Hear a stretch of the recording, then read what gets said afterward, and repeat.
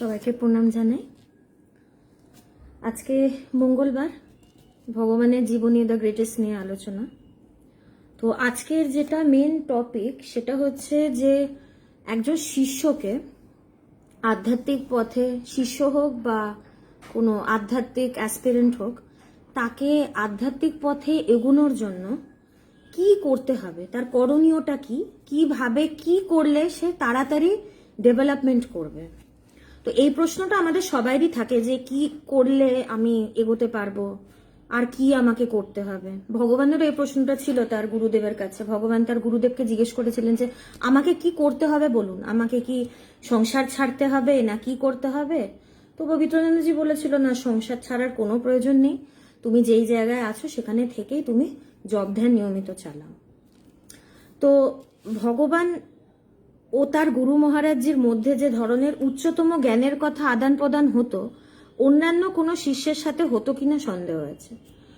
তো ভগবানকে তিনি চিঠিতে যেই কথাগুলো লিখতেন, এখন অবশ্যই গুরুর সামনে বসে শ্রবণ করা আর চিঠির আদান প্রদানে কথাবার্তা হওয়া, দুটোর মধ্যে তো অনেক আকাশ পাতাল তফাৎ। তো উনি পবিত্রানন্দজির সময় তো মানে তার যারা শিষ্য ছিল তারাও এখন দেহ রেখেছেন, মানে পবিত্রানন্দজি দেহ রেখেছেন 1985 সাল, তো অনেক বছর আগে। তো তার শিষ্যরাও এখন ভগবানেরই 80 বছর বয়স, তো তাদের শিষ্যরাও মানে দেহই রেখেছেন।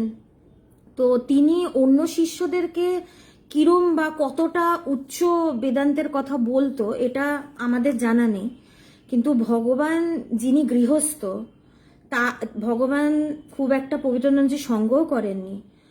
এত তাড়াতাড়ি একজনকে চিঠির মাধ্যমে এই উচ্চ তত্ত্বের কথা বলা, এটা খুব বিরল, মানে একদমই দেখা যায় না। সন্ন্যাসী হলে নয় বোঝা যায় যে এই বিষয়টা নিয়েই 24 ঘন্টা রয়েছেন, কিন্তু ভগবানের একটা ফ্যামিলি আছে, তার চাকরি আছে, শুধু তার নিজের পরিবার না, তার বাবা মাকে দেখতে হচ্ছে, ভাই বোনদের দেখতে হচ্ছে, শ্বশুর বাড়ি, ভগবানের অনেক জনের দায়িত্ব ভগবানের উপরে ছিল। তো এটা খুবই বিরল। এই চ্যাপ্টারটার মধ্যে মানে এটা দেখব যে ভগবান তো এখানে একজন শিষ্য, তখনও তার জ্ঞান লাভ হয়নি, তিনি সবে এই পথে চলা শুরু করেছেন, এবং তিনি গুরুর থেকে বেদান্ত চিঠির মাধ্যমে শুনছেনও বলা যাবে না, পড়ছেন আর কি, চিঠির মাধ্যমে পড়ছেন। তো এখানে ভগবান একটা শিষ্য, ভগবান একজন শিষ্য। তো একজন শিষ্যকে কিভাবে চলা উচিত আধ্যাত্মিক পথে, এখানে দৃষ্টান্ত কিন্তু ভগবান। কারণ আমরা যেভাবে ভগবানকে পেয়েছি, আমার গুরু তো ভগবান, আমি যেভাবে ভগবানকে পেয়েছি, আমি যদি ভগবানের জায়গায় থাকতাম, সত্যি কথা আমি পারতাম না। এত দূরে গুরুদেব থাকেন, চিঠির আদান প্রদান করে, আর এখন অবশ্য আমাদের একটু সুবিধা হয়েছে, ভিডিও কল আছে, ভয়েস রেকর্ডিং আছে, তখন শুধু চিঠি। তো আমি যদি ওই সময় থাকতাম, আমি কতটা আধ্যাত্মিক উন্নতি করতে পারতাম আমার ডাউট আছে। তো ভগবান আমাদের কাছে একটা দৃষ্টান্ত একজন শিষ্য হিসেবে, যে কিভাবে তিনি চলেছেন, কিভাবে তিনি তার গুরুর কথা শুনেছেন। একটা সামনে রেফারেন্স বা এক্সাম্পল থাকলে কি আমাদের ফলো করতে সুবিধা হয়। তো ভাগ্যিস এই বইটা বেরিয়েছিল, নাহলে সত্যি কথা মানে এই কথাগুলো জানতেই পারতাম না। তো এই চ্যাপ্টারটায় প্রজ্ঞানন্দ মহারাজ যিনি বইটাকে লিখেছেন, তিনি এইটাই দেখানোর চেষ্টা করেছেন যে পবিত্রানন্দজি ভগবানকে যে কথাগুলো বলতেন, আধ্যাত্মিক কথা শুধু পড়া বা শোনার কিন্তু সাবজেক্ট নয়। শুধু পড়লাম, একটু একটু শুনলাম, এইটুকু করলে কিন্তু আধ্যাত্মিকতা হবে না। একদম সর্বপ্রথম হচ্ছে আধ্যাত্মিক ব্যাপারই অনুভব, পুরোটাই দাঁড়িয়ে আছে অনুভবের ওপর।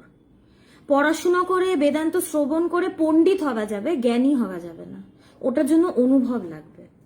তো অনুভব তো সর্বপ্রথম, যে পবিত্রানন্দজি ভগবানকে যেই চিঠি লিখছে, যেই আধ্যাত্মিক উপদেশই দিচ্ছেন, ভগবান সেটাকে সর্বপ্রথমে মনন করছেন।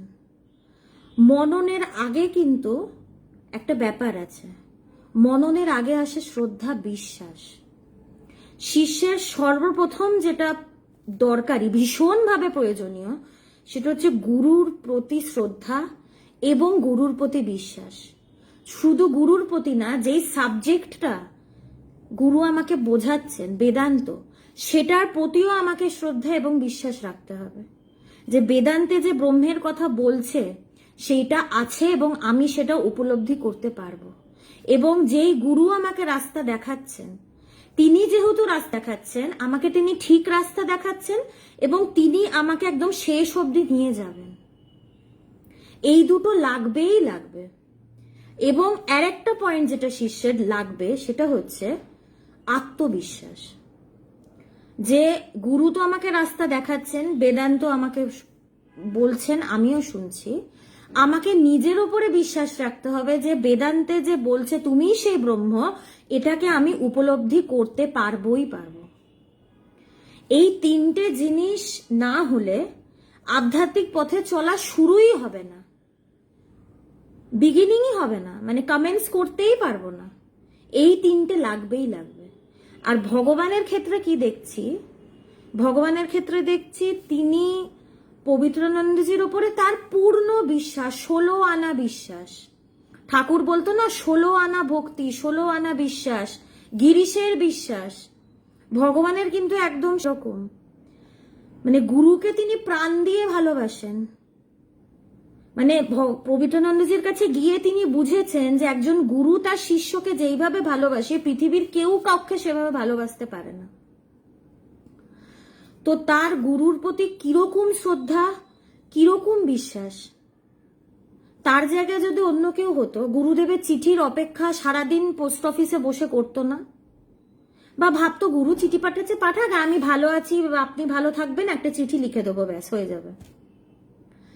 সেটা কিন্তু তিনি করেননি। তিনি সারাদিন পোস্ট অফিসে দাঁড়িয়ে রয়েছেন, পবিত্রানন্দজির চিঠি কখন আসবে তিনি সেটাকে পড়ছেন, মনন করছেন। মননটা এসছে কেন? কারণ তিনি গুরুদেব যে কথাগুলো লিখেছেন সেগুলোতে তার পূর্ণ বিশ্বাস, পূর্ণ শ্রদ্ধা যে গুরুদেব লিখে পাঠিয়েছেন। মনন তো তার, যার শ্রদ্ধা ভক্তি থাকবে তার মনন অটোমেটিক হবে। শ্রদ্ধা ভক্তি চলে এলে বাকি সবকিছু না মানে স্পন্টেনিয়াসলি হয়, জোর করে কিছু করতে হয় না। যে গুরুর চিঠি পাঠিয়েছে, বাবা পড়তে হবে, দেখতে হবে, কি কঠিন কঠিন কথা লিখেছেন, বুঝতেই পারবো না, ও ঠিক আছে উত্তর দিলেও হয় না দিলেও হয়, উনি তো বয়স্ক মানুষ, কনসা আমার কথা উনি মনে রাখবেন, উনার তো এত এত শিষ্য। কিন্তু তিনি পড়ছেন, তিনি মনন করছেন, তিনি তারপরে প্রশ্ন করছেন, বা তিনি যেটা বুঝেছেন সেটা লিখে পাঠাচ্ছেন। আর পবিত্রানন্দজিও সেরকম গুরু, তিনিও সঙ্গে সঙ্গে উত্তর লিখছেন। গুরুরও প্রকার আছে, এগুলো শাস্ত্রেই রয়েছে, নিম্ন গুরু, মধ্যম গুরু আর উত্তম গুরু। আমার তো মনে হয় পবিত্রানন্দজিকে উত্তম গুরুর পর্যায়ে ফেলাটাও তাকে ছোট করা। গুরু অ্যাকচুয়ালি উত্তম মধ্যমের ব্যাপার না, গুরু স্বয়ং ঈশ্বর বলা হয়। তো যে যথার্থ গুরু, সৎ গুরু, তিনি স্বয়ং ঈশ্বরই হন। তো এখানে উত্তম মধ্যম নিম্নের কোনো ব্যাপার হয় না। তো পবিত্রানন্দজি মানে দৈবী ব্যাপার, মানে মানুষের পর্যায়ে ওনাকে ফেলাই যাবে না। তো তিনিও সেরকম, আর তিনি সেরকম শিষ্যও পেয়েছেন। তো পবিত্রানন্দজির ওপরে তার বিশ্বাস তো ছিলই। এবং যেই চিঠিগুলো লিখছেন পবিত্রানন্দজি, চিঠিগুলোর বিষয়বস্তু কিন্তু বেদান্ত।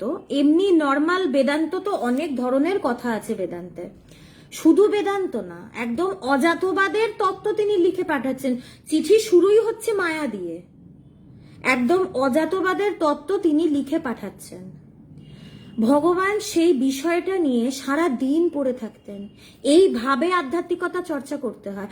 আধ্যাত্মিকতা 5 মিনিটের বিষয় নয়, যে দিনে 5 মিনিট বসলাম বা 1 ঘন্টা শুনলাম তারপরে কিছু করলাম না। সাধনা, সাধনা শব্দটা মানেই 24 আওয়ার্স। শুরুতে হবে না, সত্যিই শুরুতে কঠিন, বলে মিথ্যে কথা বলে লাভ নেই যে শুরুতেই একবারে 24 ঘন্টা করে ফেলবো, সেটা তো হয় না। অনেক কাজ আছে, দায়িত্ব আছে, সবকিছু করতে হবে। কিন্তু নিদিধ্যাসন বলে কিন্তু আমাদের শাস্ত্রে একটা কথা আছে। বেদান্তে মননের পরেই কিন্তু আসে নিদিধ্যাসন।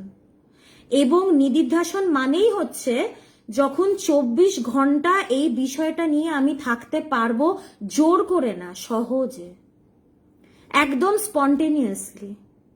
মনন যখন একজন করে, প্রথমে তো শ্রবণ শুনছে, তারপরে যখন সে মনন করছে, মানে কি যেটা তিনি শুনেছেন সেটা সেটা নিয়ে তিনি ভাবছেন, গভীরভাবে ভাবছেন যে কি গুরু কি বলতে চাইছেন। এখানে তিনি পড়ছেন ভগবান যে গুরু কি বলতে চাইছে সেটা নিয়ে ভাবছেন।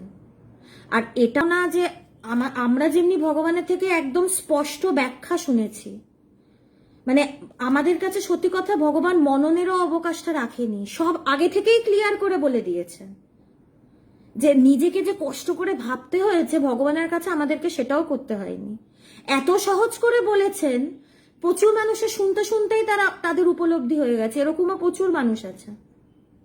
কিন্তু ভগবান গুরুকে পাচ্ছেন না, ফোন নেই, তখন নিজে ভেবে ভেবে গুরু কি বলতে চাইছেন, আর এমন ভাবে ভাবতেন গুরু যেই কথাটা তাকে বলতে চাইতো তিনি একদম সেইভাবেই বুঝতেন।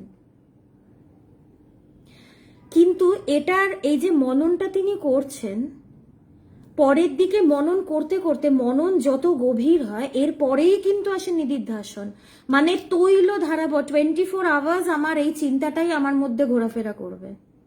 নিদিধ্যাসন অবস্থায় পৌঁছানো সম্ভব বলেই তো শাস্ত্রে কথাটা আছে।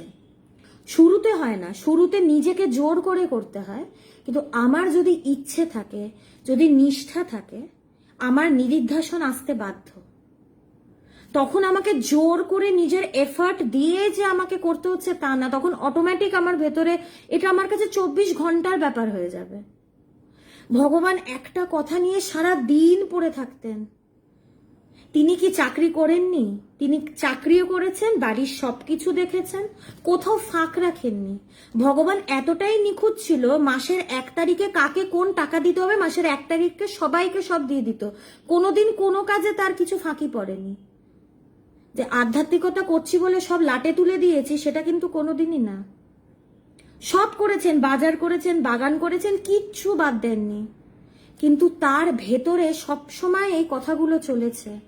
কারণ কি, গুরুর প্রতি তো তার ভালোবাসা ছিলই, তার সাবজেক্টের প্রতিও ভালোবাসা ছিল। এই যে বেদান্তের উপরে তার বিশ্বাস ছিল যে গুরুদেব আমাকে এই যে বিষয়ের উপদেশ দিচ্ছেন, এইটা মনন করেই আমি উপলব্ধি করতে পারবো।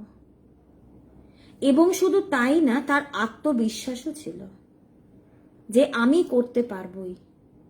না হলে তিনি গুরুদেবকে এইটা বলতেন না আমাকে কি করতে হবে বলুন, পরিষ্কার কথা গুরুদেবকে গিয়ে স্ট্রেট বলেছেন আমাকে কি করতে হবে বলুন, আমি করব। এই যদি কনফিডেন্সটা না থাকে, সেলফ কনফিডেন্স যদি না থাকে, আমি যদি ভাবি না আমার দ্বারাই কি হবে, যে এইটা ভাববে সে সাধনা করবে কি করে? সাধনার জন্য তো পুরুষকার দরকার, এফার্টস দরকার, নিজের একটা দরকার, রোগ দরকার, কোমর বেঁধে নামার ব্যাপার। তো এই 3টে জিনিস শিষ্যের থাকতেই লাগে। আর ভগবানের এই 3টে ছিল বলেই তো, ভগবানের যদি নিজের উপরে বিশ্বাস না থাকতো, যখন 6 বছর হয়ে গেছে ভগবানের কাছে, গুরুদেবের কাছে তিনি গেছেন, তার 6 বছর হয়ে গেছে, ভগবান দেখছেন, ভগবান ভাবছেন যে আমার এত বছর হয়ে গেল আমার অনুভব হলো না। তিনি 7 দিনের ছুটি নিলেন রেলওয়ে তার চাকরির থেকে, 7 দিনের ছুটি নিলেন। তিনি বললেন আমি 7 দিনের মধ্যেই আমি উপলব্ধি করব। এমন তার কনফিডেন্স, মানে আমাদের কি একটা থাকে বাবা হবে কি হবে না, 7 দিনের মধ্যে কি করে হবে। ভগবান একদম ঠাই করেই নিলেন আমার হলে 7 দিনের মধ্যে আমি করব। 7 দিনও তার লাগেনি, তার 3 দিনের মাথায় হয়েছে। 15 ডিসেম্বর সামনে আসছে, ভগবানের নির্বিকল্প সমাধির দিন, 15 ডিসেম্বর 1984। এবং কোইন্সিডেন্টালি ওই দিন মা শারদার জন্মতিথিও ছিল। আর অবস্থাও কিরম ছিল, ভগবানের পাশে গুরুমা শুয়েছিলেন রাত্রে। আমরা যদি বলি যে সংসার করলে ধর্ম হয় না, সংসার করলে আধ্যাত্মিকতা হয় না, তার মানে বোঝা যাচ্ছে কথাটা ভুল বলি। কারণ হয়, ভগবানের নালে হলো কি করে? ভগবানের যদি হতে পারে, আমাদের না হবার তো কিছু নেই। ভগবান নিজেই বলেছে আমার হয়েছে তোমাদেরও হবে। তো 3 দিন লেগেছে মাত্র, 7 দিনও তাকে পুরোটা খাটতে হয়নি। তার মানে কিরকম তার আত্মবিশ্বাস নিজের ওপর। তো এই 3টে না থাকলে আধ্যাত্মিক পথ শুরুই হবে না। তো পবিত্রানন্দজিও ভগবানকে বললেন যে তাকে দীক্ষা দিয়ে তিনি ভীষণ খুশি, এবং এমনকি সন্ন্যাসী শিষ্য অনেক আছেন যারা পবিত্রানন্দজির কাছে আশ্রয় গ্রহণ করেছেন। তার সন্ন্যাসী শিষ্যরা তাকে ঘিরে থাকতেন, সেবা করতেন, কিন্তু ঈশ্বরের অসাধারণ খেলায় পবিত্রানন্দজির মধ্যের পরম জ্ঞানের যথার্থ উত্তরাধিকারী হয়ে চলেছিলেন তারই এক গৃহস্থ শিষ্য, যিনি তার থেকে প্রায় 1000 কিলোমিটার দূরে অন্য রাজ্যে থাকেন, চাকরি করেন ও সংসার করেন।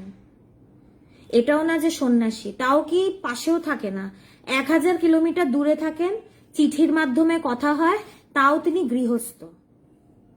আর তাকে তিনি এই উচ্চ উচ্চ কথাগুলো তিনি বলছেন।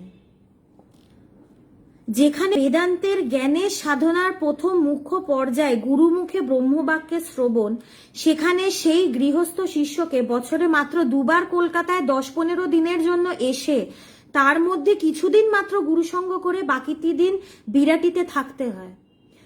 ভগবান আসতেন তো আসাম থেকে, তিনি প্রথমেই জনাইতে যেতেন। জনাইতেই পবিত্রানন্দজির আশ্রম, জনাইতে ভগবানের শ্বশুর বাড়ি, মানে গুরুমার বাড়ি, বাবার বাড়ি, সেখানে তিনি থাকতেন। এখন সেখানেই তো 15 দিন কাটাতে পারতেন না, তাকে বিরাটিতে তার বাবা মাকে দেখতে আসতে হতো। যেটা বললাম, ভগবান কোনোদিনই কিছুতে ফাঁকি দেয়নি। যে গুরুদেবের সঙ্গ করেছেন, বাবা মাকে দেখেননি তা না, বাবা মাকেও দেখতে গেছেন। গুরুদেবও কিন্তু তাকে আটকাননি, তুমি আমার কাছে থাকো, বাবা মার কাছে গিয়ে কি করবে, তুমি আধ্যাত্মিক পথে উন্নতি করতে চাও, গুরুদেবও আটকাননি, সবই করেছেন। দেশ বা ব্যবধান ও কাল যে মায়া, এর থেকে বড় নিদর্শন আর কি হতে পারে। কি সুন্দর কথা প্রজ্ঞানন্দজি লেখেনও এত সুন্দর। এই যে এর আগের ক্লাসগুলোতে, আলোচনাগুলোতে মায়া নিয়ে আলোচনা হচ্ছিল, যে সময় এবং দেশ এই দুটো মায়া, এটা নিয়ে আলোচনা হচ্ছিল। তো ওটাই এখানে প্রজ্ঞানন্দজি লিখছেন যে এটা সত্যিই মায়া। না হলে এত দূরে থেকে, দেশ মানে ডিস্টেন্স, কত ডিস্টেন্স, 1000 কিলোমিটার, আর সময় যেখানে তিনি পবিত্রানন্দজি সঙ্গ করতেই পারেননি বছরে 2 বার, মানে 14 দিন, 365 ডেজের মধ্যে, 365 দিনের মধ্যে 14 দিন গুরু সঙ্গ, যেটা কিছুই না, নাথিং। তো দেশকাল সত্যিই মায়া। ওটা যদি মায়া না হতো, ওটা মিথ্যা যদি না হতো, তাহলে ভগবানের মানে 14 দিন সঙ্গ করে তার নির্বিকল্প সমাধি 3 দিনের মাথায় হতো না। তো খুব সুন্দর লিখেছেন প্রজ্ঞানন্দজি। গুরু মহারাজজি তার প্রিয় শিষ্যকে অদম্য পুরুষকারের সাথে সাধনা করে বুদ্ধি পরিশুদ্ধ করে ব্রহ্মানুভব করার প্রতি প্রেরণা যোগাতেন। তো চিঠিতে কি লিখতেন, যে তুমি পুরুষকার তোমার দরকার, মানে আমার নিজের এফার্ট। পুরুষকার মানে সেলফ এফার্টস, আমার নিজের খাটনি, ঘাম ঝরাতেই হবে। সংসারের সবকিছুর পেছনেই তো ঘাম ঝরাতে হয়। তো এখন যদি মনে করি যে আধ্যাত্মিকতা আমি এমনি কিছু না করে পেয়ে যাব, এটা ভুল।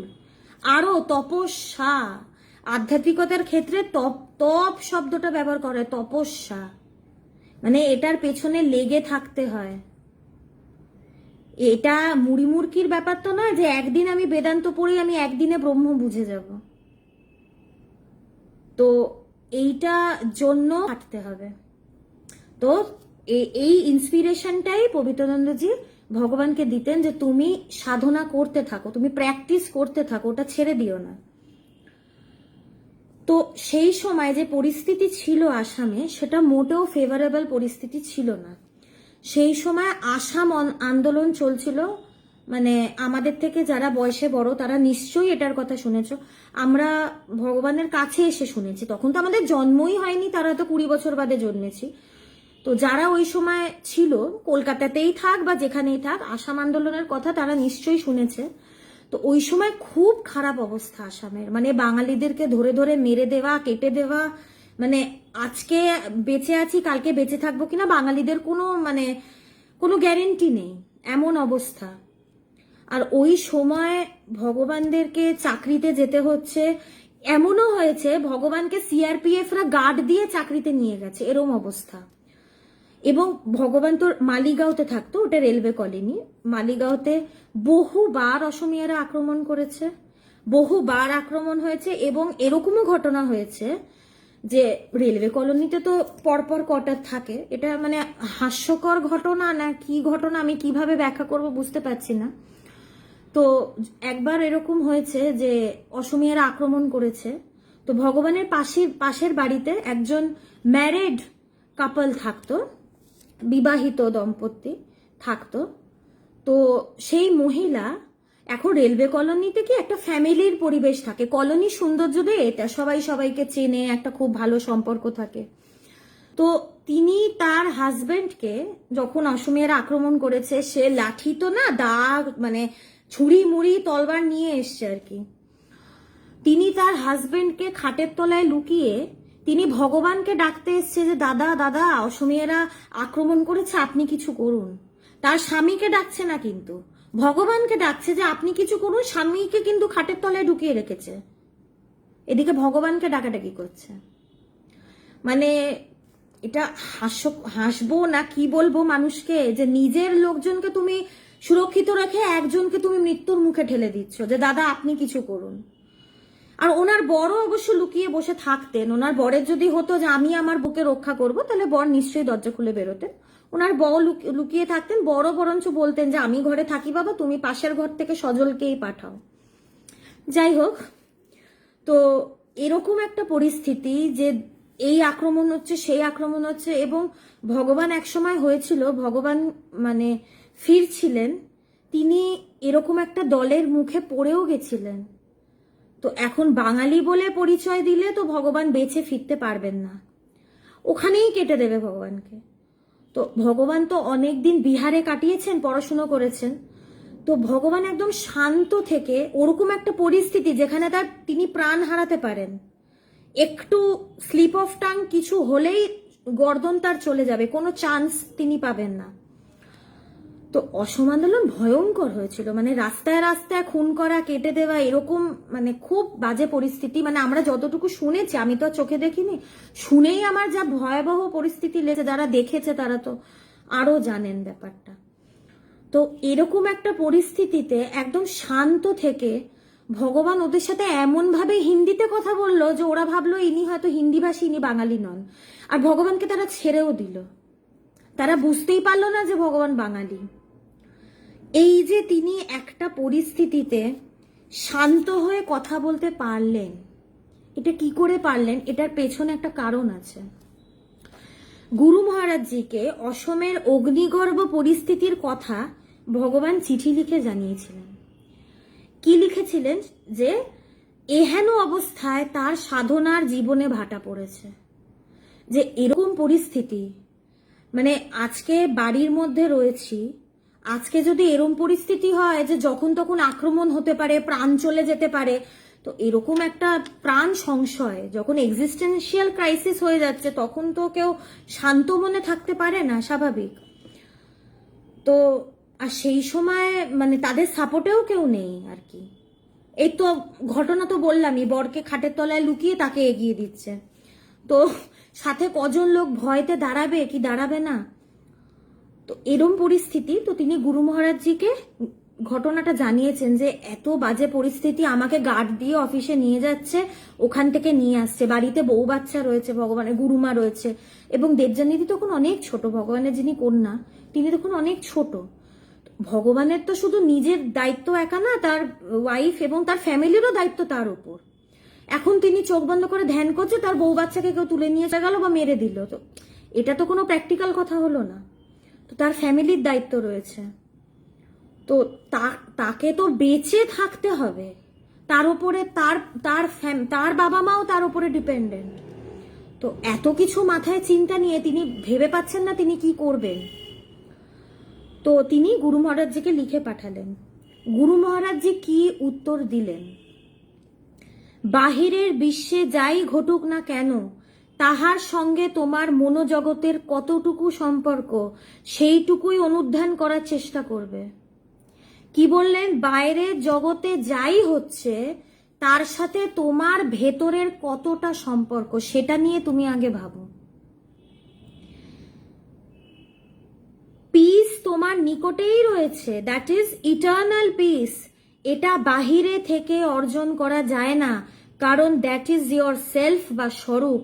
ইহাই সত্য বা আসল আধ্যাত্মিকতা। এটা হচ্ছে পত্র নম্বর 10। এই পত্রতে এই দুটো লাইনে আমাদের জীবনে সব সমস্যার সমাধান। যদি সমাধান চাই, এই দুটো লাইন যদি জীবনে ইমপ্লিমেন্ট করতে পারি, কোনোদিন কোনো সমস্যা হবে না। কি লিখছেন?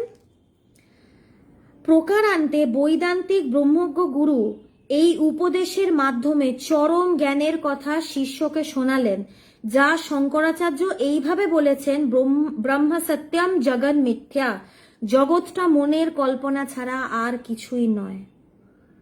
বেদান্ত এই জন্যই দরকার। আমরা সারা জীবন কি ভেবে কাটাই? আমার কি হবে, আমার কি হবে, এই সব গেল, এই সব গেল, এই দুটো ভাবনা আমাদের মন্ত্র। এই মন্ত্র জপে জপে আমরা ভয়েতে সারাটা জীবন কাটাই। আজকে রাস্তা দিয়ে বেরোচ্ছি, বেঁচে ফিরবো কিনা কোনো গ্যারেন্টি নেই। কাউর কোনো জায়গায় জগতে কোনো গ্যারেন্টি নেই, তাই আমরাও ভয়েতেই থাকি। তো আজকে যদি আমি অনুভব করি যে জগৎটা মিথ্যা, যেটা সত্যিই মিথ্যা, এটা নয় যে মানুষকে টেম্পোরারি শান্তি দেওয়ার জন্য বলছে জগৎটা মিথ্যা, ভেবে নাও, ভেবে নাও আর এইভাবে শান্তিতে থাকো, এইটা ভেবে নেবার ব্যাপার নয়। সত্যিই জগৎটা মিথ্যা, সত্যিই মিথ্যা। এখানে ভাবার কোনো ব্যাপার নেই যে মানুষকে একটু মানে ফলস হোপ দেওয়া না, হোয়াইট লাই, সাদা মিথ্যা, মানে একটু মনটাকে ভালো ভুলিয়ে রাখার জন্য একটু বলে দিলাম জগৎটা মিথ্যা ভেবে তুমি কাজ করো, সত্যিই মিথ্যা। তো আজকে যদি আমি অনুভব করি যে জগৎটা মিথ্যা, তাহলে কে আমাকে ভয় দেখাবে? কে কাকে ভয় দেখাবে? বেদান্তে কি বলছে? ব্রহ্ম ব্যতীত দ্বিতীয় বস্তু নেই। ব্রহ্ম ছাড়া যদি দ্বিতীয় বস্তু না থাকে, কে কার থেকে ভয় পাবে? এই জন্যই তো অঙ্গুলিমাল তেড়ে আসছে, বুদ্ধদেব একদম নিশ্চিন্ত হয়ে দাঁড়িয়ে রয়েছেন। কেন? তিনি কেন শান্ত থাকতে পেরেছেন? কারণ তিনি জানেন তো যে যা দেখছেন সবই মিথ্যা। কে কাকে মারবে, কে কাকে আক্রমণ করবে, সেই একই তো রয়েছে। এক ছাড়া তো দ্বিতীয় নেই। এই জন্যই তো একের জ্ঞানটা ভীষণ দরকার। আর এটা অনুভব, এটা কিন্তু এমনি এমনি বুদ্ধি দিয়ে বা ভেবে বলার ব্যাপার নয়, এটা অনুভব, সে চরম অনুভব। এই কথাগুলো ঋষিমুনিরা অনুভব করে বলেছেন। সেই অনুভবে যেখানে এক ছাড়া দ্বিতীয় কোনো বস্তু নেই, এক ব্রহ্মই আছে, সেখানে জগতের প্রসঙ্গই নেই। এই জন্যই তো জগৎটাকে বলছে রিলেটিভ ট্রুথ। বেদান্ত সেই চরম জায়গায় বলে যে জগৎ নেই, কিন্তু বেদান্ত কিন্তু শুরুতে বেদান্ত কিন্তু জগৎ উড়িয়ে দেয় না। এটা ভুল ধারণা। আমরা এখন মনে করতে পারি শুরু থেকেই বলে দিচ্ছে জগৎ নেই, আমি তো জগৎটাকে দেখছি, প্রত্যক্ষ দেখছি, অনুভব করছি। শুরুতে বেদান্ত বলে না যে জগৎ নেই। বেদান্ত কি করে? বেদান্ত জগৎ উড়িয়ে দেয় না, বেদান্ত জগৎটাকে ব্যাখ্যা করে, যথার্থ যা সেটাকে ব্যাখ্যা করে। যদি স্বামীজির জ্ঞানযোগ পড়ি, স্বামীজি সুন্দর করে জগৎটাকে ব্যাখ্যা করছেন। আর এটাও বলে দিচ্ছেন যে জগৎ ভালো মন্দ মিশিয়ে। তিনি কট্টর বৈদান্তিক, তিনি কিন্তু নিন্দা করতেই পারতেন জগতের নামে, মিথ্যা, বাজে, দুঃখ, খালি দুঃখ, সেটা কিন্তু বলেননি। স্বামীজি জ্ঞানযোগে কি বলছেন? যে দুঃখ আছে, সুখও আছে, সুখ দুঃখ মিশিয়ে এই জগৎ, কিন্তু কি দুটোই টেম্পোরারি, আজকে আছে কালকে নেই। তাই বেদান্ত জগৎ ওড়ায় না, বেদান্ত ব্যাখ্যা করে আর সত্যটাকে ধরিয়ে দেয়। আর যে সত্যটাকে উপলব্ধি করে সে তখন নিজের ভেতরে বোঝে যে জগৎটা নেই, সত্যিই নেই, কল্পনাও নয়। কিন্তু একটা কথা বলে দিই, জগৎটা কিন্তু কল্পনাও নয়। জগৎ যদি কল্পনা বলি, খুব কথাটা একটু সূক্ষ্ম, তাহলে এটার মানে কি আমি জগৎটাকে কল্পনা রূপে তার অস্তিত্বটা স্বীকার করছি। জগৎটা একদমই নেই, এটা স্বপ্নবত না, এটা কাল্পনিকও না, একদমই নেই। যদি স্বপ্নবৎ বলি তাহলে স্বপ্ন রূপে সেটার অস্তিত্ব তো আমার কাছে আছে, ওটা স্বপ্ন রূপে কি করে থাকবে? ওটা তো এমনিই নেই। তাই জগৎটা কল্পনাও নয়।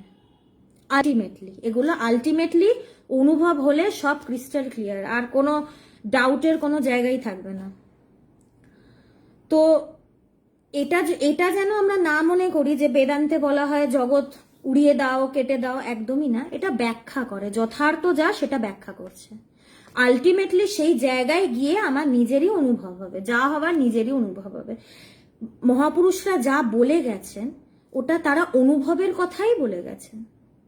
এই জন্যই বলছে জগৎ হচ্ছে relative truth, truth but relative, relative যেটার এক্সিস্টেন্স একটা কিছুর ওপরে নির্ভরশীল, এটাকে বলছে রিলেটিভ ট্রুথ। কিন্তু সেই ব্রহ্ম বা আত্মা অ্যাবসলিউট ট্রুথ, ওটা এভার এক্সিস্টেন্ট, ওটা কিছুর ওপরে ডিপেন্ড করে না। জগৎটাকে রিলেটিভ ট্রুথ কেন বলছে? আমাদের জগৎ কতক্ষণ থাকে? 24 ঘন্টা থেকে 8 ঘন্টা মাইনাস করি 16 ঘন্টা, 8 ঘন্টা তো ঘুমিয়ে পড়ি, 8 ঘন্টা তো আমার কাছে জগৎ থাকে না। তাই যেটার অস্তিত্ব কিছুক্ষণ আছে কিছুক্ষণ নেই, সেটা সত্য কোনোভাবেই হতে পারে না। সিম্পল ইকুয়েশন, কোনোভাবেই হতে পারে না। সত্য সবসময় থাকবে, যেটা সবসময় আছে সেটা সত্য। তো এখানে পবিত্রানন্দজি ভগবানকে ওটাই ধরিয়ে দিচ্ছেন। তুমি ভগবানকে, তিনি কি বলছেন, যে এটা ভগবানকে শুধু বলছেন তা না, কথাটা আমাদের সবার জন্য, যে আমি যদি বা আধ্যাত্মিক পথে চলি, আধ্যাত্মিক পথে চলতে গিয়ে যদি আমি দেখি যে আধ্যাত্মিকতা প্র্যাকটিস করার পরে আমি কিছু একটা ঘটনা ঘটলো, আমি বিচলিত হয়ে গেলাম, তাহলে বুঝতে হবে আমি আধ্যাত্মিকতা প্র্যাকটিস করছি না। বাইরের কিছু হলো, আমি বিচলিত হলাম, এটার মানে বাইরে যা ঘটছে সেটা আমার কাছে সত্য, আমি জগৎটাকে সত্য বলে এখনো মানছি এবং জগতের প্রতি আমি মন দিয়ে রাখছি, জগতের সাথে আমি নিজের সম্পর্ক করে রাখছি, তাই তো আমি বিচলিত হচ্ছি। আজকে মহাপুরুষ যারা, তারা বিচলিত হয় না কেন? কারণ তারা জানে যে এগুলো কিছু আদৌ নেই। তাদের কাছে জগৎটা কি খেলাঘর। একটা গান আছে না, খেলিছ এ বিশ্ব লয়ে বিরাট ও শিশু আনো মনে খেলিছ, মানে কি খেলছো, খেলা করছো, একটা খেলাঘর এটা। বাচ্চারা পুতুল খেলে না, ঘর সাজায়, পুতুলকে বিয়ে দেয়, সেই বিয়েটা কি পুতুলের সত্যি সত্যি হয়? সেরকমই মহাপুরুষরাও খেলেন, তারা কি নাটক করার মতন। দেববাণী খুব কঠিন বই, স্বামীজির খুব কঠিন বই। তিনি শুরুতেই বলছেন, দেববাণী খুললে শুরুতেই তিনি বলছেন যে কি মহাপুরুষরা, যাদের জ্ঞান হয়, যারা ব্রহ্মজ্ঞ, তারা কি স্টেজ থেকে নেমে যায়, আবার তারা স্টেজে ওঠে মানুষকে আরেকটু কিছুক্ষণ আনন্দ দেওয়ার জন্য। মানে কি, তারা জগতে থাকেন মানুষকে এই ব্রহ্মের, এই সত্যের কথা শোনানোর জন্য। আজকে যে নাটক করে, যারা থিয়েটার করে, অনেক টাইপের কিন্তু অ্যাক্টিং হয়। তার মধ্যে থেকে একটা হচ্ছে মেথডিক্যাল অ্যাক্টিং। সেই অ্যাক্টিংয়ে কি হয়, যারা মেথডিক্যাল অ্যাক্টার্স, তারা যেই ক্যারেক্টারটা প্লে করে, তারা ভীষণভাবে সেই ক্যারেক্টারটার মধ্যে ঢুকে যায়। এখন হয়তো একজন সিরিয়াল কিলারের অ্যাক্টিং করছে, সাইকোপ্যাথ, তাকে তো তার ভেতরে সেই ব্যাপারগুলো আনতে হবে। একটা সিরিয়াল কিলারের মানসিকতা, মানে কি তার ভেতরে কোনো ইমোশন নেই, কোনো সিম্প্যাথি নেই, এগুলো তার ভেতরে আনতে হবে। তাই বলে কি তিনি সিরিয়াল কিলার হয়ে যাচ্ছেন? শুধু ভূমিকাটা পালন করছেন। তার যখন নাটক শেষ, মানুষের হাততালি পড়ে গেছে, পর্দা নিচে নেমে গেছে, তিনিও কিন্তু ক্যারেক্টার থেকে বেরিয়ে আসেন। হয়তো তার ক্যারেক্টারের নাম যদু মধু কিছু একটা দিয়ে দিলাম, রাম তার ক্যারেক্টারের নাম রাম একজন সিরিয়াল কিলার, তিনি এই ভূমিকাটা পালন করছেন। তো যখন তার নাটকটা শেষ হয়ে যাচ্ছে, তিনি কি নিজেকে রাম ভাববে, আর নিজেকে কি ভাববে আমি একজন সিরিয়াল কিলার? সে জানবে কি আমি তো একটা ভূমিকা পালন করছি, আমি তো রামও নই, এই চরিত্রের নামটাও আমি নই, আমি সিরিয়াল কিলারও নই, আমি তো একটা পাঠ করছিলাম, আমার নাম তো অন্য, আমি তো স্বরূপ তো অন্য। মহাপুরুষরাও এই একই ব্যাপার। তারা জানেন কি, তারা শুধু একটা নাটকের মতো একটা ভূমিকা পালন করছে। ঠাকুরও তাই করেছেন, স্বামীজিও তাই করেছেন, ভগবানও তাই করছেন, ভূমিকা পালন করছেন, কিচ্ছু ছাড়ছেন না। কিন্তু ঠাকুরের একটা কথা আছে, পাকা গুটি কাঁচা করে খেলা, খুব কঠিন কথা। পাকা গুটি মানে কি, যে গুটিটা উঠে গেছে, ঘরে ঢুকে গেছে, সেই পাকা গুটিটাকে, খেলাটাকে জমানোর জন্য আমি আবার কাঁচা করে নামাচ্ছি। ঠাকুররা তো পাকা গুটি, ভগবান পাকা গুটি। ব্রহ্মকে জেনে নিয়েছেন, জেনে শুধু নেননি, হয়ে গেছেন। ব্রহ্মকে জানা যায় না। আমি তো স্বরূপও তো তাই, আলাদা করে জানবো কি? আমার থেকে যেটা আলাদা সেটাকে জানার বিষয় থাকে, নিজেকে আলাদা করে জানাজানির কোনো বিষয় নেই। আমি তো স্বরূপও তো সেই। তো তারা তো ব্রহ্মস্বরূপ, ব্রহ্ম স্বয়ং। তাও কি এই যে পৃথিবীতে ঠাকুর ছিলেন, স্বামীজি ছিলেন, ভগবান আছেন, কি পাকা গুটিটাকে কাঁচা করে খেলছেন। মানুষের জন্য রয়েছেন, লোক শিক্ষা দেওয়ার জন্য রয়েছেন। ঠাকুর বলে গেছিলেন নরেন লোক শিক্ষা দেবে। ওটাও কি একটা ভূমিকা, একটা ভূমিকা পালন করা। তো আমার যেদিন উপলব্ধি হবে সেদিন আমি চেয়েও বিচলিত হতে পারবো না। তখন যাই দেখবো, দেখে শুধু হাসি পাবে। কারণ এইটা জানবো সবই পাসিং ফেনোমেনন। আজকে আছে, কালকে নেই। দুঃখ আজকে আছে, কালকে থাকবে না।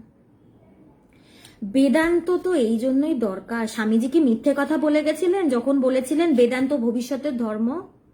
এই জন্যই তো বলে গেছিলেন মানুষের ভীষণ দরকার। কারণ বিচলিত আমরা 24 আওয়ার্স হয়ে থাকি, শুধু ঘুমানোর সময় হয়তো একটু শান্তি পাই, তাও অনেকজন শান্তি পাই না, রাত্রে ঘুম আসে না, ছটফট করি। সত্যি কথা, এখন আমরা বিচলিত স্বরূপ। বেদান্ত কি বলছে? বিচলিত, তুমি যে বিচলিত এটাকে স্বরূপ করো না, তুমি সব সময় শান্ত, তুমি শান্তি স্বরূপ, তুমি চির শান্ত। এই জন্য বলছে যে পিস তোমার নিকটেই রয়েছে, দ্যাট ইজ ইটার্নাল পিস, চরম শান্তি, শাশ্বত শান্তি। এটা বাহিরে থেকে অর্জন করা যায় না। আমরা কি করি? জগতের পেছনে ছুটি কেন? আমাদের ধারণা হয় শান্তি আনন্দ বাইরে থেকে পাবো। আমরা এইটা ভাবি না যে আমি তো চৈতন্যময়, আমার ভেতরে চেতনা আছে। আমার ভেতরে চেতনা না, আমি চৈতন্য স্বরূপ, চিত স্বরূপ, সৎ চিত আনন্দ, সচ্চিদানন্দ। মানে কি? আমি সৎ স্বরূপ, চিত স্বরূপ, আনন্দ স্বরূপ। আমার ভেতরে চেতনা রয়েছে। এখন যারা আধ্যাত্মিকতা করিনি অতটা ভাবতে পারি না যে আমরা চৈতন্য স্বরূপ, ব্রহ্মস্বরূপ। এইটুকু ভাবি আমার ভেতরে চেতনা আছে, কনসিয়াসনেস, তাই তো কথা বলছি, এ করছি। কিন্তু আমার ভেতরে চেতনা, আমি চৈতন্যময়। আমি আনন্দ কিসে থেকে খুঁজি? জড় বস্তু থেকে।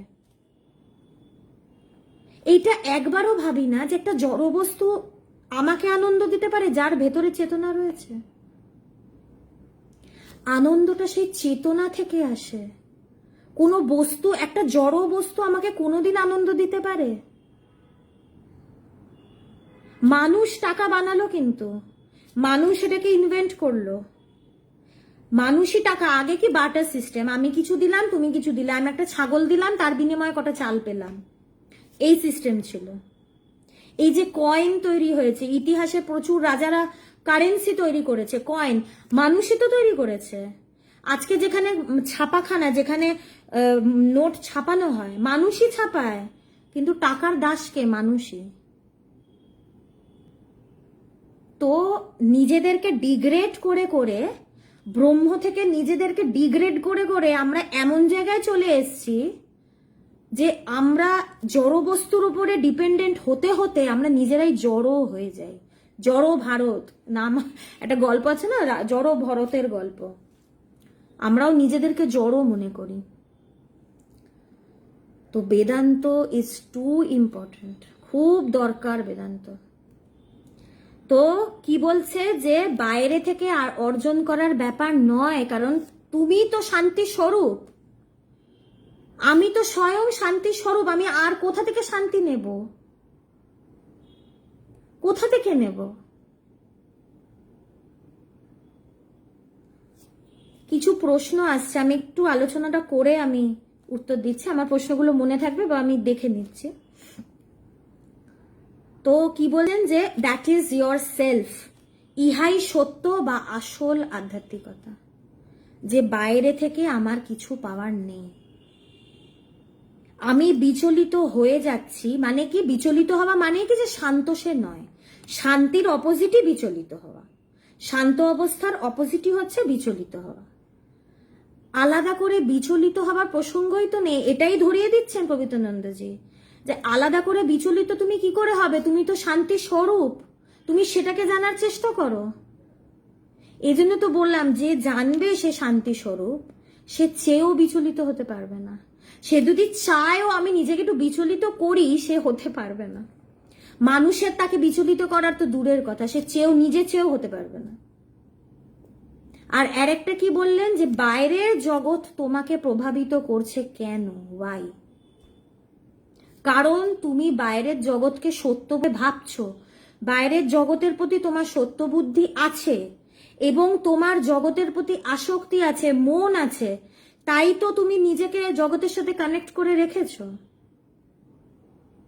তো যেদিন জ্ঞান হবে যে মিথ্যা, সেদিন বিচলিত তো ছেড়েই দিলাম, মানে সেই একদম অন্যরকম ব্যাপার। ব্রহ্মজ্ঞান হওয়া না হওয়ার মধ্যে আকাশ পাতাল তফাৎ। এবং এটা খুবই দুঃখের ব্যাপার যে এটাকে মুখে বলে বোঝানো যায় না। অবাং মানসা গোচরম, এটা বাক্য মনের অতীত, যেটা বাক্যের অতীত সেটাকে আমি মুখে বলে বোঝাতে পারবো না, চেষ্টা করেও পারবো না। আমি তো বলি যারা আমাদের ঋষিমুনিরা তারা সত্যি বিরাট ব্যাপার, তারা যে এত কিছু বলে গেছেন, এইটুকু যে তাদেরকে কত কষ্ট করে প্রকাশ করতে হয়েছে মানুষের কল্যাণের জন্য, পৃথিবীর কথা ভেবে কত কষ্ট করে তারা এত শব্দের প্রয়োগ করে শাস্ত্র আমাদেরকে দিয়ে গেছেন, সত্যি তাদের বিশাল মহিমা। আমার একটা ফোঁটা জো নেই এটা নিয়ে কোনো ব্যাখ্যা করার। স্বামীজি লিখছেন যে বোঝে প্রাণ অবাং মানসা গোচরম, বোঝে প্রাণ বোঝে যার, যার হয় সেই একমাত্র বোঝে, কাউকে বলে সেই অবস্থা বোঝানো যায় না। সেখানে কি ব্রহ্মজ্ঞান কি জিনিস সেটা তো কোনো অবস্থাই না, সেটাকে বোঝাবে কি করে? একটা অবস্থাকে বোঝানো সম্ভব? খারাপ অবস্থা না ভালো অবস্থা না আনন্দের অবস্থা, কি অবস্থা? সেটা তো কোনো অবস্থা না। ব্রহ্মজ্ঞান কিন্তু কোনো অবস্থায় পড়ে না, অবস্থা মিথ্যা, অবস্থা পরিবর্তনীয়। এটা অবস্থারও পারে, সবকিছুর পারে, যেটা সেটাকে আমি কি বলে ব্যাখ্যা করব? গিরিশ ঘোষ ঠাকুরের ব্যাপারে বলছেন যে যাকে ব্যাস বাল্মীকি বলে ইয়ত্তা করতে পারিনি, যার কথা বলে তারা শেষ করতে পারিনি, আমি তার কথা বলবো কি? ঠাকুরের কথা বলা সম্ভব নয়, কারণ তিনিও তো ব্রহ্ম স্বয়ং, তার কথা কি করে বলবো? এই জন্য মহাপুরুষদের ব্যাপারে বড় বড় লেকচার যে দেয়, সত্যি সম্ভব না। যাই বলবো সব কম পড়ে যাবে। যেমনি যশোদামা কৃষ্ণকে বাঁধতে গিয়ে যে 2 আঙুল কম পড়ে যাচ্ছিল, তার কথা বলতে গিয়েও 2 আঙুল কম পড়ে যাবে, বলে বোঝাতে পারবো না। তাই এটা অনুভব করার ব্যাপার। তাই যার অনুভব হবে সে নিজেই বুঝবে, যার অনুভব হবে সে আরেকজনের কাছ থেকে আর শুনতেও যাবে না বা মেলাতেও যাবে না, সে নিজেই বুঝবে।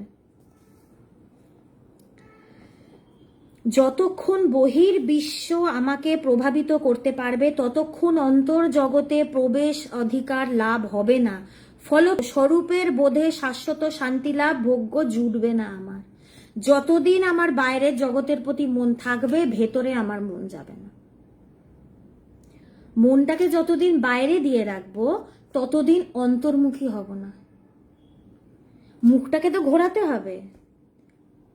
ক্যাপ্টেন সাহেব, আপনি অনেক দিন ধরে আমাকে রাস্তায় আলো ফেলিয়ে রাস্তা দেখিয়েছেন, এবার আলোটাকে নিজের মুখে ফেলুন। আর ক্যাপ্টেন সাহেব তো পেছন থেকে আলো দিচ্ছে, তো মুখটা তো পেছন দিকে ঘোরাতে হবে। পেছন দিকে মুখ ঘোরালে আমি কি রাস্তা দেখতে পাবো? রাস্তা দেখতে পাবো না, তখন ক্যাপ্টেন সাহেবের মুখটা দেখবো। ঠিক সেরকমই জগতের থেকে মুখটা ফিরিয়ে, এখন মুখ ফেরানো মানে ঘৃণা করা, মানুষকে জগতে তুচ্ছ তাচ্ছিল্য করা, সেইটা বলা হচ্ছে না। এটা অনেকজন ভুল ভাবে, মানুষকে ছোট করে তুচ্ছ তাচ্ছিল্য করে, সেটা বলা হচ্ছে না। সবাই ব্রহ্মস্বরূপ, আমি চেয়েও কাউকে ছোট বড় করতে পারবো না। কাকে ছোট করবো কাকে বড় করবো, সবাই তো ব্রহ্মই। তো তুচ্ছ তাচ্ছিল্যের এখানে প্রশ্নই নেই। এখানে এটাও বলা হচ্ছে না যে তুমি অবহেলা করো, এখানে কি বলা হচ্ছে যে আসক্তিটাকে ছাড়ো এবং এই দিকে ফোকাস করো, নিজের ভেতরে ফোকাস করো। বাইরের দিকে যে ধাবিত হচ্ছিলাম, এবার নিজের ভেতরে ছুটটা লাগাতে হবে। ছুটতে মানা করা হচ্ছে না, শুধু কি বলা হচ্ছে, বাইরের দিকে না ছুটে ভেতরে ছোটো। এর সাথে গুরু এটাও বুঝিয়ে দিলেন যে মুক্তিদায়ী সদ্গুরুকে বাইরে জগতের কথা বলা সময়ের অপব্যবহার ও গুরুর অবমূল্যায়ন করাও বটে। ভীষণ ইম্পর্টেন্ট কথা। কি বলছে, গুরুকে বাইরের বা জাগতিক কোনো কথা বলাটা বিশাল বড় ভুল। আর আমরা কি করি, গুরুদের কাছে যাই, কোনো মহাপুরুষের কাছে যাই, আমাকে আশীর্বাদ করবেন, আমার যেন ছেলের চাকরি হয়, বাড়িতে খুব অশান্তি, এই এই এই ঝামেলা, আপনি একটু ঠিক করে দিন, আপনি একটু আমার সমস্যার সমাধান করুন। একটা পরিষ্কার কথা, মানে যেটা আমি বলতে চাই, মহাপুরুষদের কাছে একটাই সমাধান, সেটা হচ্ছে ব্রহ্ম। তারা আমাকে পয়সা দিয়েও সাহায্য করবে না, কিছু অন্য কোনো তাদের কাছে সমাধানের উপায় নেই। আশীর্বাদ করুন, একটু মিরাকেল কিছু করুন। আমরা মিরাকেল দেখতে ভালোবাসি, ব্রহ্মজ্ঞানের কথা শুনতে ভালোবাসি না। তিনি তাবিজ কবচ, এই জন্য তো ঠাকুরের কাছে বেশি লোক যায়নি। ঠাকুরের যখন দেহ চলে যাচ্ছে মাত্র 33 জনকে দেখেছেন। আজকে যদি ঠাকুর মানুষকে কবচ দিত, কোটি কোটি মানুষ তার কাছে আসতো। তাবিজ কবচ, হাত ঘুরিয়ে কিছু করে দিচ্ছেন, হাত থেকে জ্যোতি বার করে দিচ্ছেন, কিছু একটা করে সব শরীর খারাপ ঠিক করে দিচ্ছেন। শরীর খারাপ, হাত দিলেন ঠিক হয়ে গেল। তাদের কাছে ব্রহ্মজ্ঞানের কথা ছাড়া আর কিছু নেই। যদি তাবিজ কবজ লাগে তাদের কাছে না যাওয়াই ভালো, কিন্তু যদি সার বস্তু লাগে তাহলে তাদের কাছে যাওয়া ঠিক। তাই তাদের কাছে গিয়ে যদি আমি জাগতিক কথা বলি, আমার সমস্যার কথা বলি, বাড়ির সমস্যার কথা বলি, তার কাছে তো সমাধানের জন্যই যাচ্ছি। আমরা যে বেদান্তের কথা শুনছি, আধ্যাত্মিকতা করছি কেন? সমাধানের জন্যই তো করছি। নান্যে পন্থা, এটার বাইরে কোনো পথ নেই। তাই আলাদা করে গুরুদেবকে ঝামেলার কথা বলে আমি সময় নষ্ট করব কেন? তিনি তো আমাকে সমাধানই বলছেন। তাই সময় নষ্ট করাটা তো ঠিক না। আর তিনি একজন ব্রহ্মজ্ঞ মানুষ, তিনি জগৎ চোখেই দেখেন না, তাকে জাগতিক হাবিজাবি কথা বলে তো লাভ নেই। তিনি শুনবেন, বলবেন আচ্ছা ঠিক আছে বুঝেছি। তো এই জন্যই আসল জায়গায় কিন্তু ভিড় হয় না। যেই আমরা দেখি যে গুরু ঠিক আমার সমস্যার কথা শুনতে চাইছেন না, তখনই আমি কিন্তু সেই গুরুর কাছে আর যাই না। জগতের খুব কম মানুষ কিন্তু সমাধান চায়। প্রচুর লোককে দেখেছি ভগবানের কাছে আসছেন, ওনার দর্শন করব, ওনার কথা শুনবো, তারপরে গিয়ে আধ ঘন্টা নিজেরাই কথা বলে চলে এসছেন। তারপরে যখন আমরা জিজ্ঞেস করি কথা শুনলেন, ও না উনি তো কিছু বললেন না। তখন বলতে হয় আপনি যদি কথা বলে যান তাহলে উনি আর কি করে কথা বলবেন? আপনি তো ওনার কাছে শুনতে গেলেন, আপনি তো ওনার শুনিয়ে চলে এলেন, যেটাতে আপনার তো কিছু লাভ হলোই না, আর উনিও কথাগুলো শুনলেন না। এই ঝামেলা ওই ঝামেলা। আমরা গসিপ করতে, পিএনপিসি করতে, নেগেটিভ কথা বলতে খুব পছন্দ করি। সমস্যা করতে ভালোবাসি। আমাকে কানের কাছে কেউ এসে বলুক আমি সমাধান দিচ্ছি, তুমি বেদান্ত চর্চা করো। না, কি করে করব, সময় নেই, এই ঝামেলা ওই ঝামেলা। তখন গুরু বলে আরে ঝামেলাটা ঠিক হবে বলেই তো বেদান্তর কথা বলছি। না না, সময় নেই, খুব ঝামেলা, এই চলতে থাকে। এই প্রলাপ আমরা বকতে থাকি। সত্যি কথা, এখন চলতি ভাষায় কথা আমরা আমাদের এই জেনারেশনে বলি না, ভাট বকা। এই জেনারেশনে আমরা চলতি কথা এই কথাটা বলি। কেউ কিছু মনে করবেন না, আমি জাস্ট কথা রেপে বলছি। তো একদম এরকমই প্রলাপ আমরা বকে যাই। তো গুরু কিন্তু এটাও বুঝিয়ে দিচ্ছেন যে আমাকে তুমি এইসব কথা বলবে না, আমার কাছে সমাধানের কথাই তো শুনছো, সমাধানের কথা শোনো, সময় নষ্ট করবে না। এই হচ্ছেন ঠিক ঠিক গুরু। তিনি কিন্তু এইটা বললেন না সত্যি তো এত ঝামেলার মধ্যে কি কষ্ট তোমার, যেটা আমরা বলে থাকি, আহারে সত্যি তো কি করে পারবে, থাক করো না, আধ্যাত্মিকে করো না, সময় ঠিক হলে তুমি করো। তিনি বললেন তুমি কেন বিচলিত হচ্ছ, আর তিনি পয়েন্টগুলোও কিন্তু ধরিয়ে দিলেন যে কোথায় কোথায় গন্ডগোল হচ্ছে। এবার কি আজকের মেন টপিকের মানে টপিকটা কি, যে শিষ্যের কি করণীয়। গুরুদেব পুরো ধরিয়ে দিলেন, এইটা করো। ভগবান কিন্তু কথাগুলোকে একদম বুকে গেঁথে নিলেন। এই জন্যই যখন তিনি ওই মৃত্যুর মুখে পড়েছেন, যেখানে তার গলা কাটা যেতে পারে, তখন তিনি বিচলিত হননি। কারণ গুরুদেব বলে দিয়েছেন, বাইরের জগতের সাথে তোমার ভেতরের কোনো সম্পর্ক নেই। তিনি শান্ত হয়ে দাঁড়িয়ে তিনি কথা বলে ঠিক বেঁচে বেরিয়ে গেছেন। এই জন্যই বলে না যে গুরু বাক্যই তোমার একমাত্র মঙ্গল করবে। গুরু বাক্যই আমাদের একমাত্র সাহায্যকারী। গুরু বাক্য আমাদেরকে একদম শিল্ড, মানে ঢাল আমাদের। গুরুর বাক্যটাই তো তাকে বাঁচালো। তিনি যদি আজকে নার্ভাস হয়ে পড়তেন, কিছু উল্টোপাল্টা বলে দিতেন, গলাটাও তার উড়ে যেত। তো এইখানে শিষ্যের করণীয়টা কি হলো? গুরুর কথা প্রাণে নিলেন, বুকের মধ্যে গেঁথে নিলেন, সেটাকে ইমপ্লিমেন্ট করলেন। আর একটা পয়েন্টে এলাম কি, ইমপ্লিমেন্টেশন, প্রয়োগ করলেন। কোথায় প্রয়োগ করলেন? জগতেই প্রয়োগ করলেন। আধ্যাত্মিকভাবে কিন্তু প্রয়োগটা দেখাননি, জগতে প্রয়োগ করলেন। আধ্যাত্মিকতা আমরা কি করি? আমাদের ডেইলি লাইফ থেকে একদম 10 কিলোমিটার দূরে সরিয়ে রাখি। আধ্যাত্মিকতা আলাদা, আমাদের জগৎ সংসার আলাদা, দুটো একদম আলাদা আলাদা জিনিস। স্বামীজি তো বলেছেন, এতদিন এই বেদান্তটাকে বনে জঙ্গলে আমরা ঠেলে ঢুকে রেখেছিলাম বলেই তো এই অবস্থা মানুষের। আধ্যাত্মিকতা ভীষণভাবে সাহায্য করে, সব দিক থেকে মানুষকে সাহায্য করে।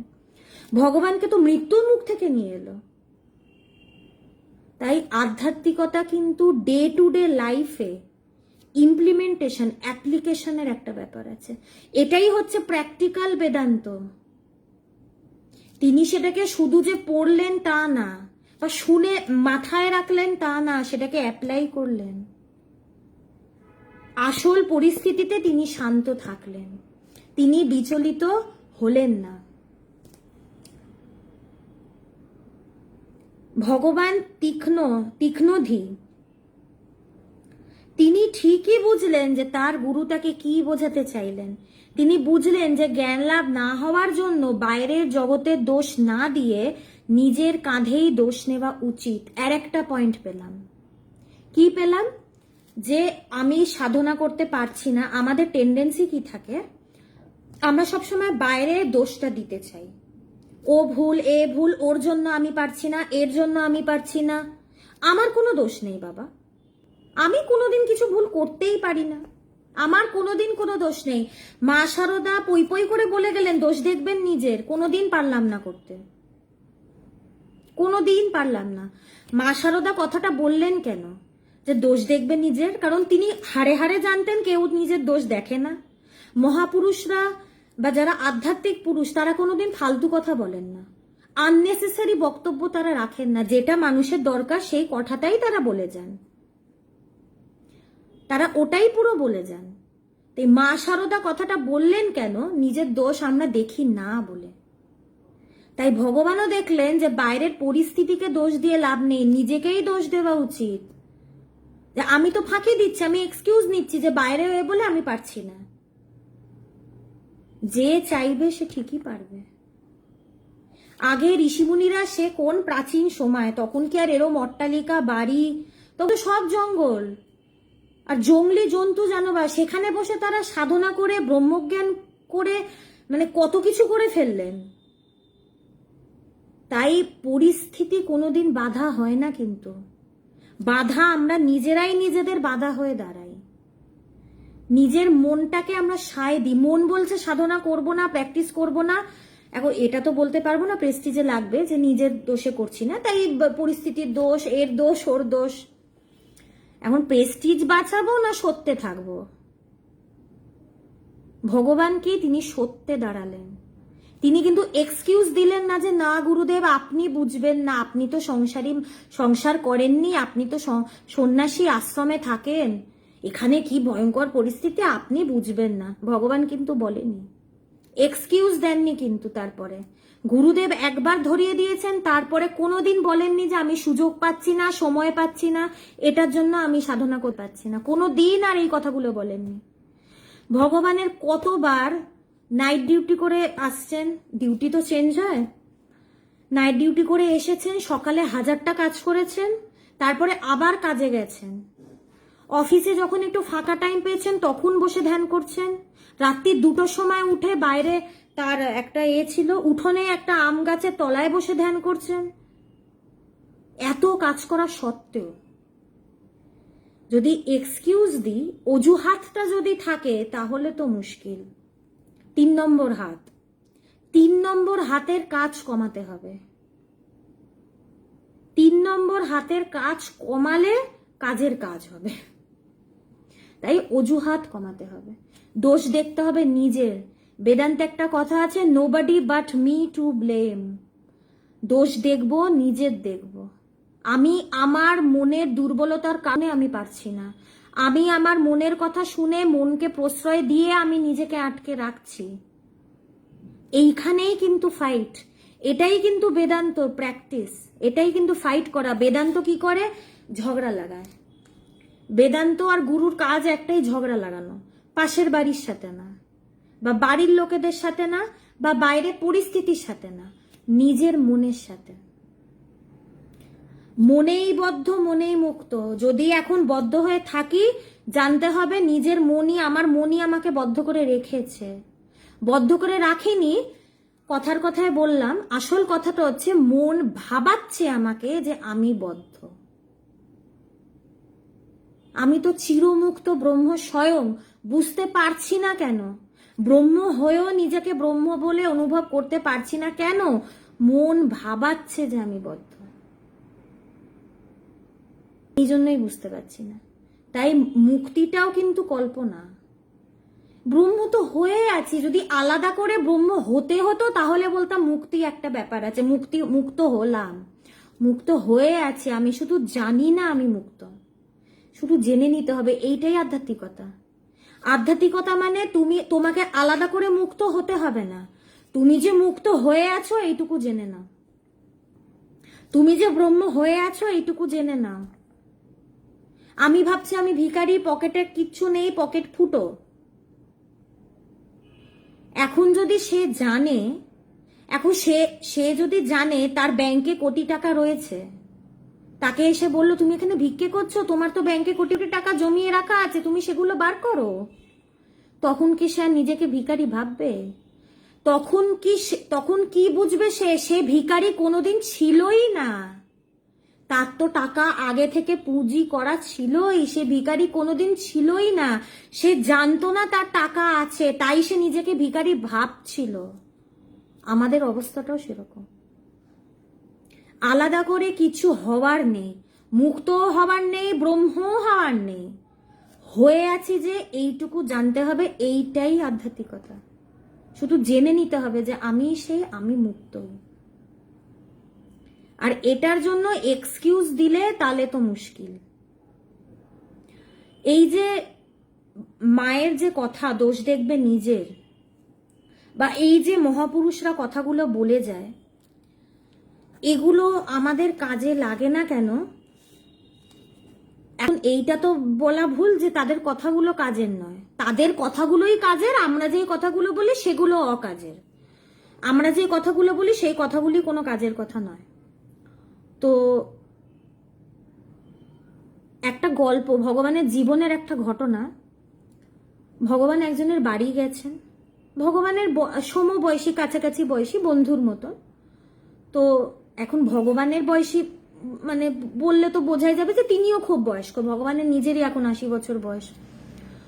তো তিনি ভগবানকে বলছেন যে আমার বাড়িতে এখন বাড়ি বাড়ি সবার কথামৃত রয়েছে, মা সরদার বই রয়েছে, স্বামীজির বই একদম তাক তাক করে সাজানো রয়েছে। এটা অন্য যে বইগুলো সাজানো রয়েছে সেই কথাগুলো দিয়ে আমরা নিজেদের জীবন সাজিয়ে তুলি না, শুধু বইগুলো সাজিয়ে রাখি। তো এখন কথাগুলো যা বলছি খুব প্র্যাকটিক্যাল বলছি, কাউকে আমি কষ্ট দিয়ে কথাটা বলছি না, এটা বাস্তব কথা। তাদের কথা যদি সত্যিই নিতে পারতাম তাহলে জীবনটা একদম অন্যরকম হতো। ঠাকুরের কথা স্বামীজি নিয়েছেন বলে তিনি বিশ্ব বিজয় করে চলে আসতে পেরেছিলেন। ডিফারেন্সটা তো বুঝতেই পারছি, আমরা কোথায় আর স্বামীজি কোথায়। কিন্তু স্বামীজি, এখন যদি বলি তিনি স্বামীজি বলে পেরেছিলেন, এই কথাটাও ভুল হবে। স্বামীজির নিজের কথা, কালে লাখো বিবেকানন্দ জন্মাবে, এটাও কিন্তু ভুল। এটা যদি ভাবি তিনি স্বামীজি ছিলেন বলে পেরেছেন, এটাও একটা অজুহাতই। মানে আমি হতে চাই না অতটা, তাই বলেছি স্বামীজি পেরেছেন আমি পারবো না, কারণ আমি যেতে চাই না, তার মতন হতে চাই না। চাইলেই পারবো। যে স্বামীজিকে আদর্শ করবে সে তো কিছুটা না হলেও সে স্বামীজির মতন হবে। তো যতই রাস্তায় মূর্তি করে মালা দিই, 12ই জানুয়ারিতে মেলাতে যাই, যাই হোক কাজের কাজ হয় না। তো সেই ঘটনাটা এরকম ছিল যে, এই ঘটনাটা বলেই শেষ করছি, কারণ এর পরে আরো অনেক মানে আলোচনা রয়েছে, সেটা পরের দিন হবে। তো সে বলছে যে আমার বাড়িতে তো কথামৃত আছে, মা শারদার বই আছে, স্বামীজির বই আছে, আমার নাতনি সে তো সব মা শারদার সব বাণী জানে, সব কথা জানে, হ্যাঁ ঠাকুরের সব কথা জানে, সে কথামৃত পড়ে আমি ওকে শুনিয়েছি, ও কথামৃত পড়ে। তো ভগবান শুনে খুব খুশি হলো যে ছোট বয়স থেকে এই সংস্কারটা হওয়া খুব দরকার। যে যত ছোট বয়স থেকে এই আলোচনার মধ্যে থাকবে তার একদম অন্যরকমই হবে। তো ভগবান খুব খুশি যে এত ছোট বয়সে মেয়েটা মা শারদার কথা পড়ছে, ঠাকুরের কথা পড়ছে। তো তার দাদুও সেই মেয়েটাকে বললো যে তুমি তোমার এই একজন দাদু এসছে, ভগবান এসছে, তুমি ওনাকেও একটু তুমি শোনাও, মায়ের কথা শোনাও। তো বাচ্চাটা একদম গড়গড় করে বলে দিচ্ছে মায়ের সব বাণী, দোষ দেখবে নিজের, কাউকে পর করবে না, সবাইকে আপন করবে, এগুলো সব বলছে। তো ভগবান বলছে বাহ তুমি কি সুন্দর বললে, আসো আমি তোমায় একটু কোলে নিয়ে আদর করি। সে তো একদম নাতনির বয়সী ছোট্ট বাচ্চা। তখন সে বলছে না আমি তোমার কোলে যাব না। তখন ভগবান বলছে কেন, আমি তো তোমার দাদু হই, তুমি তোমার দাদুর কোলে যাচ্ছ, তুমি আমার কোলেও আসো, আমি তো তোমার দাদু। না না আমি তোমার কোলে, দূর আমি তোমার কোলে যাব না।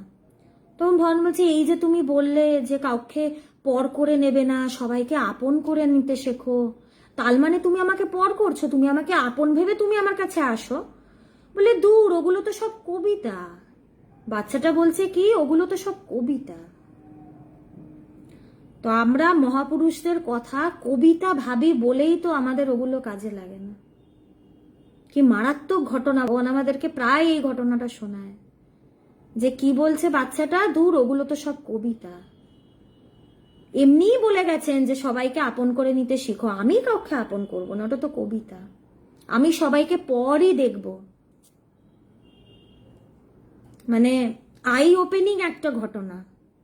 তো এই জন্যই কাজে লাগে না আমাদের কিছু। যতদিন কবিতা কবিতা বলে এগুলোকে মানবো ততদিন এগুলো কাজে লাগবে না। তো আজকের আলোচনা থেকে যেটা আমরা পেলাম যে আধ্যাত্মিক পথে এগোতে গেলে কি কি দরকার, কি কি দরকার মানে হলেও হবে না হবে হবে তা না, একদম দরকার, মানে এটা ছাড়া আধ্যাত্মিকতা হবেই না। আর ভগবান শিষ্য হিসেবে ভগবান যে আধ্যাত্মিক পথে শিখরে পৌঁছেছেন, কেন কিভাবে পৌঁছেছেন সেটারও ক্যারেক্টারিস্টিক্স দেখলাম। তিনি মনন করছেন, সেটাকে অ্যাপ্লাই করছেন, গুরুর সব কথা তিনি মেনে নিচ্ছেন, তর্ক করছেন না বা অজুহাত দিচ্ছেন না, নিজের ভুলটা বুঝতে পারছেন। পবিত্রানন্দজিও কিরকম গুরু সেটাও দেখলাম। তো আশা করি আজকের আলোচনাতে আমাদের সুবিধে হয়েছে যে শিষ্যকে কিরকম হতে লাগে, কি কি জিনিস থাকতে লাগে, সেটা যদি আমার ভেতরে না থাকে বা আমার ভেতরে যদি সেটা ল্যাকিং হয়, সেটা যেন আমরা ডেভেলপ করে নিতে পারি। না হলে সিরিয়াসলি যদি আধ্যাত্মিকতা করতে চাই সেগুলো না হলে হবে না। তো কিছু প্রশ্ন এসছিল এখানে, একটা প্রশ্ন মন আর আত্মা নিয়ে এসছিল। হ্যাঁ, মন আর আত্মার মধ্যে আত্মা ওপরে মন নাকি মনের ওপরে আত্মা? এখানে ওপর নিচের কোনো ব্যাপার নেই, মন আদৌ নেই।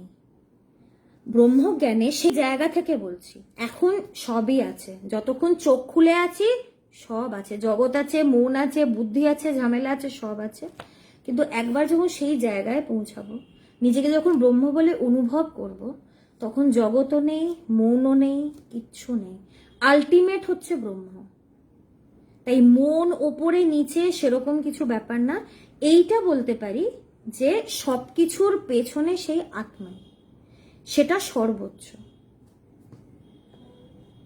আরো যদি কিছু প্রশ্ন থাকে, মন আর আত্মার ডিফারেন্স, আকাশ পাতাল ডিফারেন্স। মানে মন হচ্ছে চিন্তার সমষ্টিকে মন বলে। মানে আমাদের ভেতরে প্রচুর চিন্তা, অনন্ত চিন্তা, চিন্তার সমষ্টিকে বলছে মন। চিন্তার মানে মনের কাজটা কি? মনের কাজটা হচ্ছে যে সংকল্প বিকল্প, কোনটা করব কোনটা করব না, এটা করব কি করব না, এই দোনোমনো ভাব, এটা মনের কাজ। মনের আর একটা কাজ কি? জগতের সাথে যুক্ত হয়ে জগতের 5টা খবর আমাদেরকে দেওয়া। জগৎ মানে কি? 5টা খবর। এই পঞ্চ জ্ঞানেন্দ্রিয় 5টা খবর নিয়ে জগৎ। তো এইটার খবর আমাদেরকে দেওয়া। শুধু আগের দিন যেটা বলছিলাম 5টা জ্ঞানেন্দ্রিয় থেকে হবে না, মনটা তার সাথে যুক্ত হতে হবে, নাহলে জগতের খবর আসবে না। এটা হচ্ছে মন। আর আত্মা হচ্ছে, আত্মা বা ব্রহ্ম, যেটা আমি স্বয়ং, এটা আমার স্বরূপ, এটা চরম, মানে সেটা একমাত্র সত্য। এবং সেই জায়গায় পৌঁছলে দেখব যে আলাদা করে কিছু নেই, আলাদা করে অনুভব করারও কিছু নেই। আমি তো হয়ে আছি, এখানে একজন লিখেছেন অনুভব করারও কেউ নেই, সেটা একদমই ঠিক। ব্রহ্ম ছাড়া যদি দ্বিতীয় কোনো বস্তু না থাকে, কে কাকে অনুভব করবে? এই কথাটা যে লিখেছেন আমার খুব ভালো লাগছে দেখে, খুব ভালো লাগছে দেখে, কারণ চট করে এত গভীর কথা সবার থেকে শোনা যায় না। তাই অনেক অনেক ধন্যবাদ, আপনি যে কমেন্ট করেছেন আমার খুব পড়ে ভালো লাগলো, যে এত গভীর কথা চট করে সবার মুখ থেকে শুনি না। তো সত্যি তাই, যে অনুভব এখন শুরুতে বলতে হবে অনুভব করো, ব্রহ্মকে জানো। এখন যদি আমি বলি জানার কিছু নেই, সে বলবে জানার যখন কিছু নেই আমি আর আধ্যাত্মিকতা আলোচনা করব কেন? সেটা না, তোমার যে জানার কিছু নেই এইটা জানতে হবে। আমার যে আলাদা করে জানার কিছু নেই, এইটা জানার নামই আধ্যাত্মিকতা। তো ব্রহ্ম বা আত্মা সেটা হচ্ছে সর্বোচ্চ, সেটা কোনো অবস্থা না, আমরা অবস্থা বলে ভাবি। সেটা অপরিবর্তনীয় সৎ চিৎ আনন্দ স্বরূপ, শুদ্ধ বুদ্ধ মুক্ত আত্মা। তার ব্যাপারে বলতে গেলে যদি কিছু বলে তাকে বর্ণনা করতে হয় এইভাবেই বলে, একমেব দ্বিতীয়ম, এক ছাড়া আর দ্বিতীয় নেই, সে এক ব্রহ্মই আছে, যেটা নিত্য শুদ্ধ বুদ্ধ মুক্ত, যেটা শান্তি স্বরূপ আনন্দ স্বরূপ, সেই সত্তা। এবং সেটাই আমি। এটাই হচ্ছে মন হচ্ছে এই, আর আত্মা হচ্ছে এই। তো পার্থক্য কি? এটা তুলনাই করা যায় না। তো মানে কোনো মানে কিছু সিমিলারিটি নেই আর কি। তো আশা করি এই আমার প্রশ্ন মানে চোখে যে একটা দুটো প্রশ্ন পড়েছিল, আলোচনা কালকে কখন হবে? কালকে আমি যতদূর জানি হয়তো তৃষিতা আলোচনা করবে। এই আলোচনা সপ্তাহে 2 দিন হয়, ভগবানের জীবনী দ্য গ্রেটেস্ট থেকে 2 দিন আলোচনা হয়, মঙ্গলবার এবং শনিবার। তো কোনো দিন যদি আমার না হয় আমি সেটা অন্য দিন করার চেষ্টা করি। তো টিউসডেজ অ্যান্ড স্যাটারডেজ 8:30 থেকে আলোচনা হয়। তো আর আপাতত কোনো প্রশ্ন চোখে পড়ছে না। যদি আমি তো কমেন্ট চেক করি, তো যদি দেখি আমি নিশ্চয়ই আমি কমেন্টে লিখে দেব। সময় হচ্ছে 8:30, 8:30 থেকে আলোচনা হয় মঙ্গলবার এবং শনিবার। তো আজকে এই অবধি থাক, আবার পরের দিন সবার সাথে